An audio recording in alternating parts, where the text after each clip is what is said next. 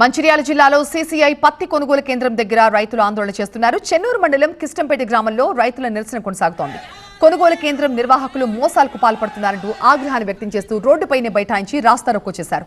నిర్వాహకులు కావాలనే పత్తి ధర తగ్గించి మోసం చేస్తున్నారంటూ ఆరోపిస్తున్నారు రైతులు.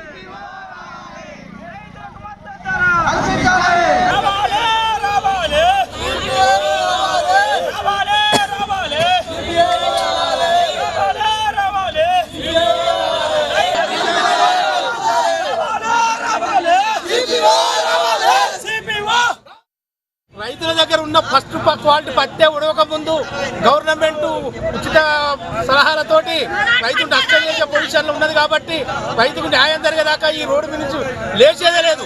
మా ప్రాణాలు పోయినా మానే కానీ రైతులకు న్యాయం జరిగేదాకా రోడ్డు మీద లేవమని ప్రకటిస్తున్నాం. సడన్గా వాళ్ళు 100 రూపాయలు చెయ్యిందని చెప్పి మాకు రైతులకు మద్దతు ధర కావాలని మేము రోడ్డు మీద బైఠాయించాం.